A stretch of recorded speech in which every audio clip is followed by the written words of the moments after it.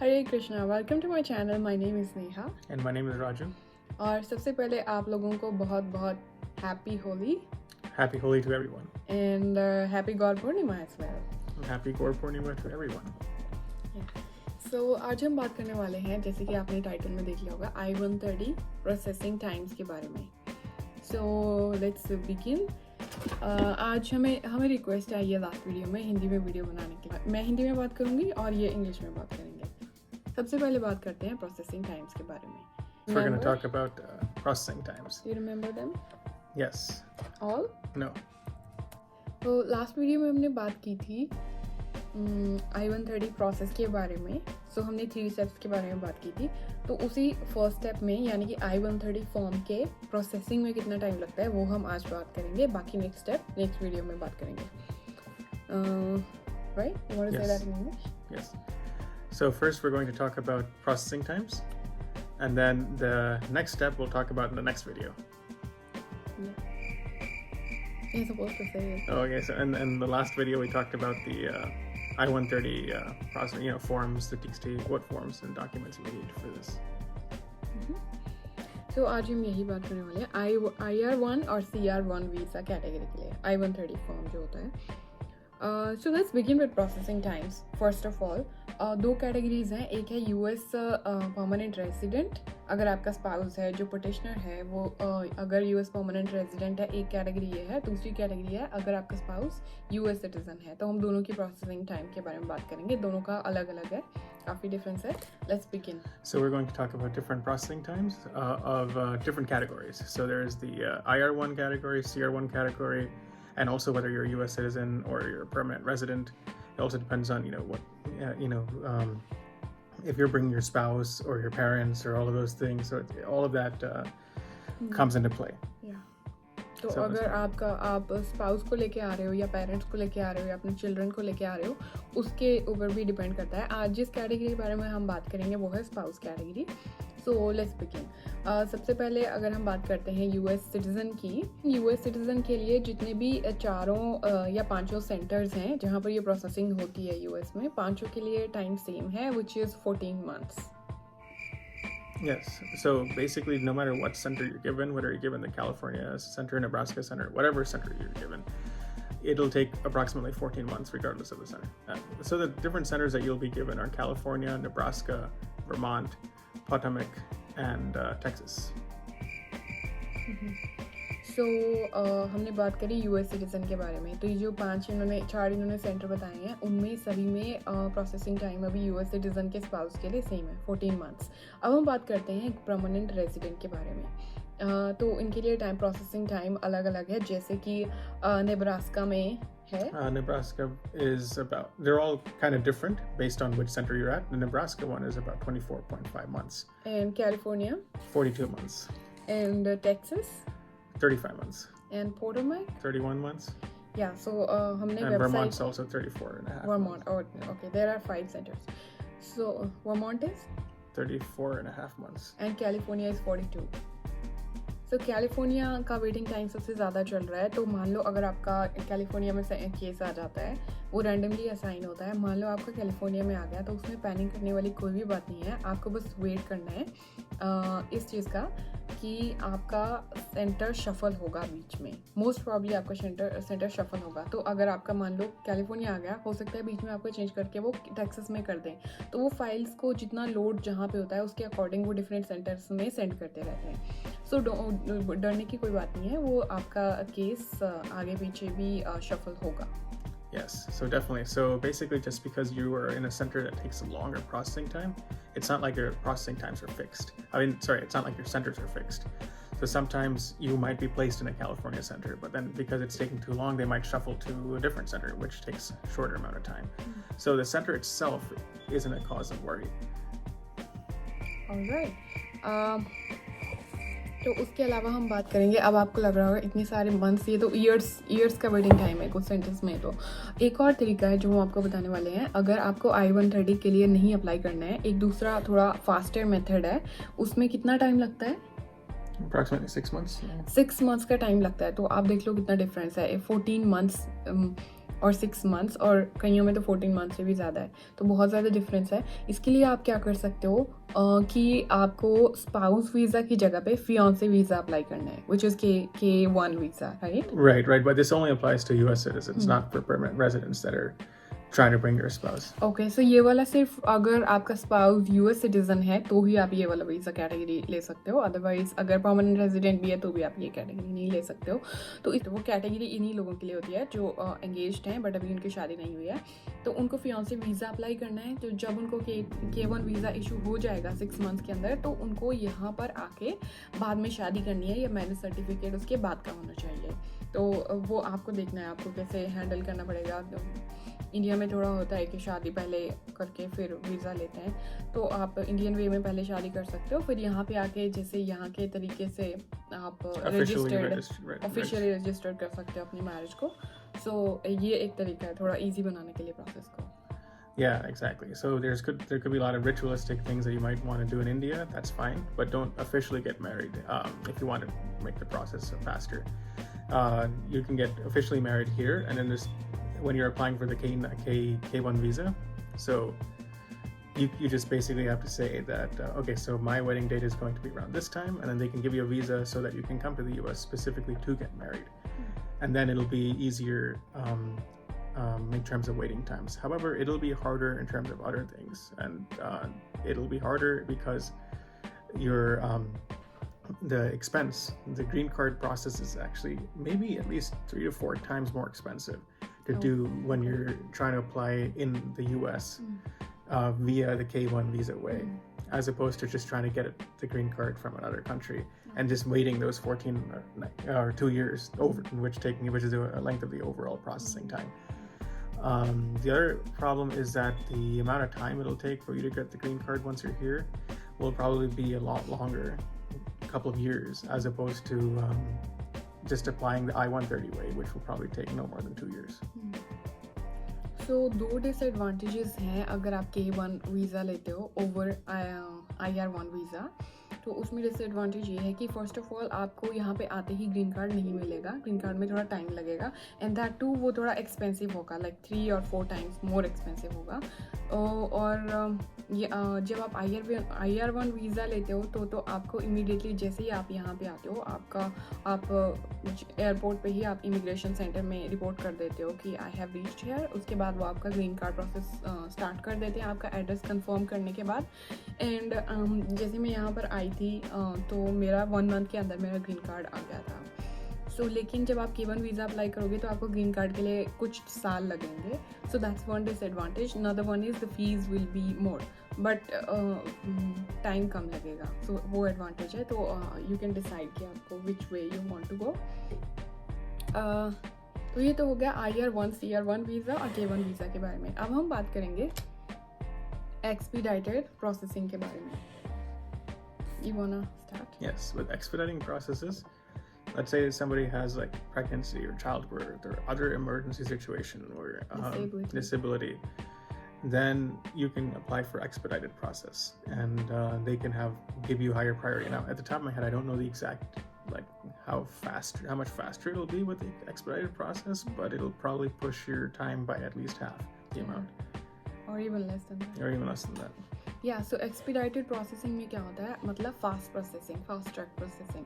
इसमें अगर आपको कोई ऐसी कंडीशन है, प्रेगनेंसी है, कोई डिसेबिलिटी है, या कोई इमरजेंसी सिचुएशन है, कोई हॉस्पिटलाइजेशन या कोई लाइफ थ्रेटनिंग कंडीशन इस तरह से कुछ है, तो आप उसके लिए क्या कर सकते हो कि आपको जब आपकी प्रोसेसिंग चल रही है आपको एक्सपीडाइटेड रिक्वेस्ट रेज करनी है। वो वेबसाइट के ऊपर ऑप्शन अवेलेबल होता है, वहाँ पे आपको रिक्वेस्ट रेज करनी है और उससे आपका प्रोसेसिंग टाइम हाफ से भी कम हो जाता है। So it will depend upon what situation you are in. So ये भी एक तरीका है जल्दी प्रोसेसिंग करने का। Okay Actually, there's one thing that we didn't talk about when it comes to IR1 and CR1. The thing is, IR1 basically means that if you waited for this thing for more than 2 years after your marriage date, then they give you an IR1 visa, which is essentially a visa that will tell you that your green card will be coming, and that green card will be valid for 10 years. Whereas if you do a CR1 visa, which is essentially saying that when your visa comes, it'll tell you that your green card would last only about 2 years. CR1 visa basically will come if the process gets completed within 2 years of your marriage date. Generally speaking, right now it'll be mostly IR1 because all these processes are taking more. So IR1 is basically if the processing happens after 2 years of your marriage date. So right now everything is becoming an IR1 visa just because all the processing is taking at least 2 years to go through. So the idea is that don't worry about it from your end because they as in the immigration department would already know how long it has been since your marriage date. So you don't have to specifically go and tell them unless you feel like they made a mistake, which generally they don't. So most people will just get IR1 visa, even though it'll say you applied for a CR1 visa. Eventually what you'll end up getting is an actual IR1 visa, which will be a visa for you until you get the actual green card that's mailed to you. And that green card would last 10 years if your current visa is an IR1 visa. Green card will last 10 years. Yes, exactly. Okay so IR1 visa और CR1 visa category के बारे में बात करेंगे हम, जो जैसे कि इन्होंने अभी बोला। तो IR1 visa is immediate relative and CR1 visa is close relative. तो मान लो आपकी शादी को 2 साल हो चुके हैं तो you should be getting IR1 visa, and अगर 2 साल से कम आपकी अभी सेकेंड एनिवर्सरी नहीं आई है और उससे पहले आपका वीज़ा इशू हो जाता है तो that will be CR1 visa, close relative one. इसमें ये डिफरेंस है कि अगर आपकी 2 साल के बाद अगर आपका वीज़ा इशू होता है तो आपको जो ग्रीन कार्ड मिलेगा दैट विल बी वैलिड, वो 10 साल के लिए वैलिड होगा। लेकिन अगर आपको CR1 वीज़ा मिल रहा है तो उसके बाद जो आपको ग्रीन कार्ड मिलेगा वो आपके सिर्फ 2 साल तक वैलिड होगा। तो अगर ज़्यादा टाइम आपकी शादी को हो गया तो आपको जो ग्रीन कार्ड मिलेगा वो ज़्यादा टाइम के लिए वैलिड होगा। But that's not something to worry about, क्योंकि वो उनके ऊपर है, वो उन्होंने खुद करना है। This is just extra information just to know. Because when you apply for I130, it'll say CR1. So you might be thinking this is taking more than 2 years. So will I get a CR1? Actually, even though it says CR1, you'll actually get an IR1. तो हमारे time में बस CR1 visa ही लिखा आ रहा था वहाँ पे, but जैसे ही हमारा वीज़ा इशू हुआ तो मुझे IR1 वीज़ा इशू हुआ था क्योंकि 2 साल हो चुके थे, राइट।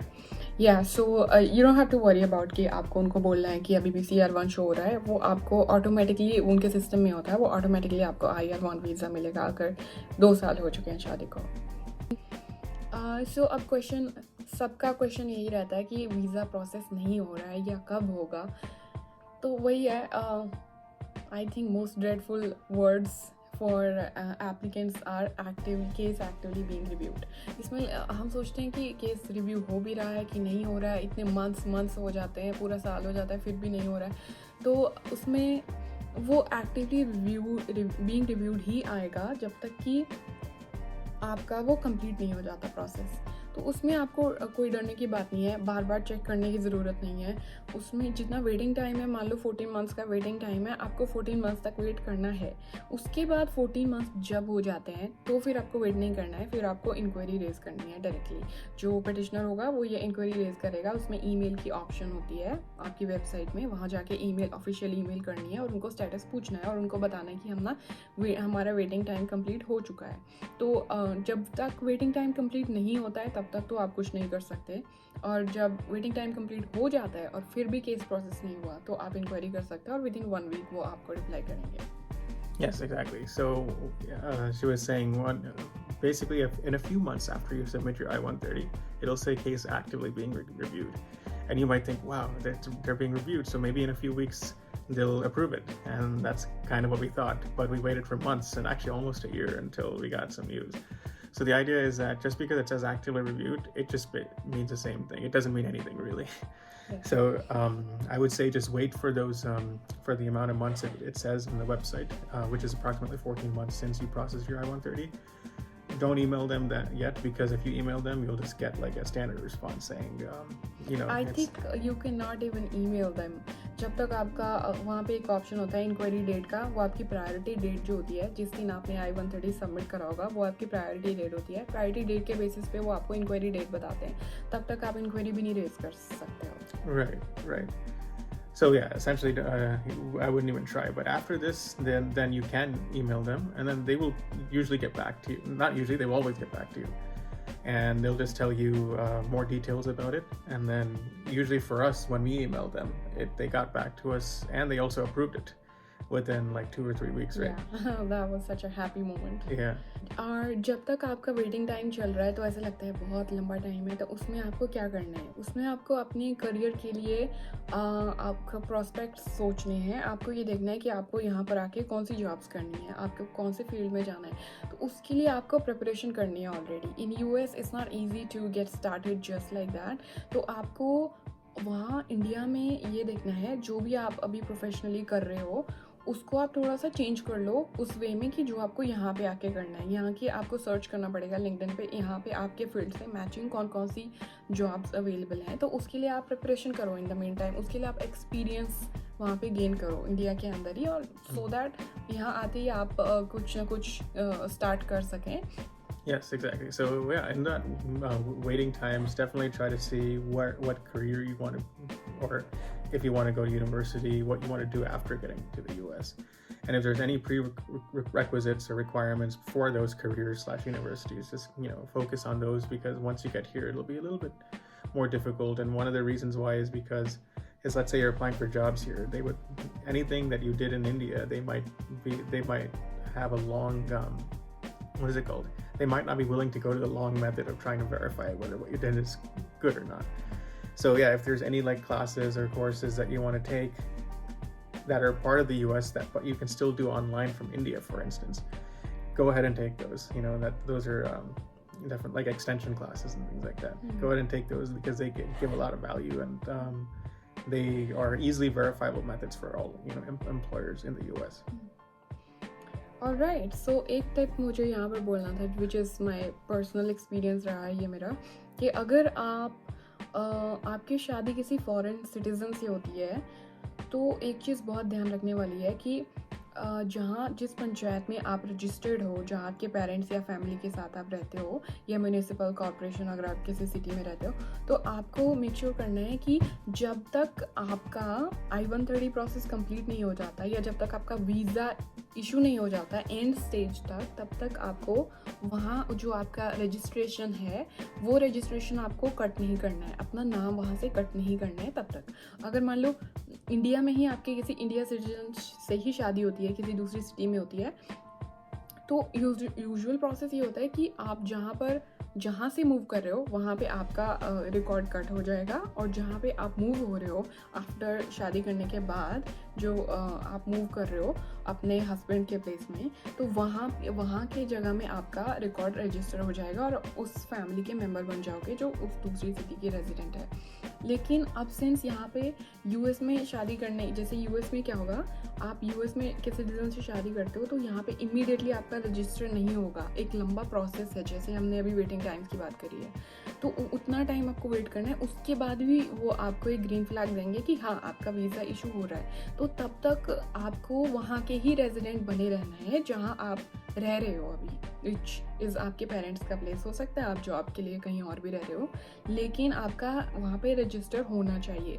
अदरवाइज़ आपको बाद में कुछ प्रॉब्लम्स आ सकती हैं, जैसे कि ये मेरे साथ हो चुका है कि एक पासपोर्ट के लिए मेरा सरनेम नहीं था, तो मुझे सरनेम ऐड करना था, which I added my husband's surname. तो वो ऐड करने के टाइम वहाँ पे पुलिस वेरिफिकेशन में मुझे प्रॉब्लम आ रही थी। पुलिस का पॉइंट था कि आपका तो नाम ही नहीं है अब यहाँ पंचायत रजिस्टर में, क्योंकि हम मैरिज सर्टिफिकेट के लिए गए थे शादी से नेक्स्ट डे, तो उसी दिन उन्होंने हमारा नाम कट कर दिया था, तो मेरा नाम कट कर दिया था, तो मैं टेक्निकली वहाँ की रेजिडेंट नहीं थी अब, और मेरा इंडिया में भी किसी और सिटी में रजिस्टर नहीं हुआ, बिकॉज ये तो यूएस में रहती। फिर बट फाइनली जो वहाँ के पंचायत के प्रधान होते हैं, so they knew my family, so they knew कि अभी तक ये यहीं पर रह रही है, तो उन्होंने एक सर्टिफिकेट बना के दिया था कि आफ्टर शादी के बाद वो यहीं रह रही है, क्योंकि अभी तक उसका वीज़ा इशू नहीं हुआ है। इस तरह से मैंने उनको बताया था पूरा सिचुएशन। तो फिर वैसे करके वेरिफिकेशन, इसमें मतलब हिमाचल में पासपोर्ट का काम तो बहुत जल्दी होता है, 1 वीक के अंदर आपका पासपोर्ट आ जाता है, आपको तत्काल भी अप्लाई करने की ज़रूरत नहीं है, नॉर्मल में भी आपका बहुत जल्दी पासपोर्ट आ जाता है। तो ये 1 दिन में वेरिफिकेशन हो जाती है। मुझे ये वेरिफिकेशन करने के लिए 1.5-2 हफ्ते लग गए, विच वॉज वेरी स्ट्रेसफुल। हम अभी किसी एक पुलिस स्टेशन में दूसरे पुलिस स्टेशन में ऐसे जा रहे हैं और किसी को समझ भी नहीं आ रहा था कि कैसे करना है, पुलिस को भी नहीं ज़्यादा आइडिया था। सो ये प्रॉब्लम आई थी। तो मेक श्योर आप अभी तक, जब तक आपका वीज़ा इशू नहीं होता है तब तक आप अपना नाम को मेक श्योर करो उनसे बात करके कि अभी तक मैं यहीं रहूँगी, तो इसलिए आप ये नाम कट मत करो। सो ये आपको ध्यान रखना है। Yes, exactly. So that was one of those things when we got married. We had to register our marriage within the panchayat of her local municipality, and that panchayat essentially has all the records of the people that live within that area. And basically, if you do a police clearance certificate, whether if it's because you want to update your passport, but you still have to do your police clearance certificate because your DS-260 will require it. And during that time, those police clearance certificate will come to the panchayat to make sure, you know, your name is in there and you haven't been involved in any criminal acts or anything like that. However, what happened for us is that in the panchayat, because they registered as married, they cut it off because they thought that I live somewhere else, so we'll just destroy her record because she's no longer living here. What they didn't know is that I'm living in the US and she was still living there. So they didn't know that the visa process takes a long time. We forgot to tell them keep her name in there because we didn't think they would cut it out. And because of that, when the police clearance certificate actually came, they had a hard time figuring out where her name was registered because it was registered nowhere. But of course, we had that issue solved from different police departments. But in order to not create that mess, definitely when you register your marriage in the panchayat, because you need to do that to get the marriage certificate anyways, tell them clearly that please don't delete my name in the sense the person that was actually in that town. Don't delete that name away just because they're married and you think that they're living somewhere else. They're still living there because of the visa process. सो ये तो मैंने एक ही situation की बात करी है कि अगर आपका सरनेम चेंज होता है तो they will have like problem. So your father's name will be showing everywhere because you're not registered anywhere, so your husband's name will not be added in any documents yet. Sorry, I started in English. So okay, अभी तक तो मैंने एक ही situation की बात करी कि अगर आपको पासपोर्ट अपडेट करना है, तो जैसे कि इन्होंने एडिशनली एक पॉइंट बोला है कि PCC पुलिस क्लियरेंस सर्टिफिकेट, ये आपको करना ही पड़ेगा बिकॉज DS-260 का इंपॉर्टेंट पार्ट है पुलिस क्लियरेंस सर्टिफिकेट, तो आपको वो भी लेना पड़ेगा. उस टाइम भी आपको पुलिस वेरिफिकेशन करनी होगी, तो उसके लिए भी इंपॉर्टेंट है कि आप वहाँ पर रजिस्टर्ड हो. अब पुलिस तभी वेरीफाई कर सकती हो अगर उनके रिकॉर्ड्स में आप वहाँ के रेजिडेंट हो. अगर आप रेजिडेंट ही नहीं हो वहाँ के, तो वो आपका क्रिमिनल रिकॉर्ड्स कैसे वेरीफाई करेंगे. तो इसलिए आपको ध्यान रखना है कि आपका नाम रहे. अगर ऑफिशियली आपका सब सही है, आपका नाम है वहाँ पर रजिस्टर्ड, तो पुलिस भी आपको कोई प्रॉब्लम नहीं देगी, आपका क्लियरिफाई हो जाएगा. So this is one additional point from हमारे एक्सपीरियंस से ये पॉइंट है. So take care of this. Yep. Anything else? That's it. Say something. No, that's exactly. Oh yeah, that's it. And if you guys feel like we missed out on anything, or even if it's something obvious, please feel free to ask us. Yeah, ask us in the comments. अगर आपका अभी भी कोई question है, कोई problem है, बाकी tension वाली कोई बात नहीं है. Just wait for your waiting time and raise a query. It will happen. Or if you want to go by fiancé visa route, then you can take a K1 visa too. That's also one option. If you don't want to, अगर आप इतना लंबा wait नहीं करना चाहते हो, तो आप K1 visa भी ले सकते हो. So that's it from our side, and let us know in comments. Thank you so much, and subscribe to the channel. Bye.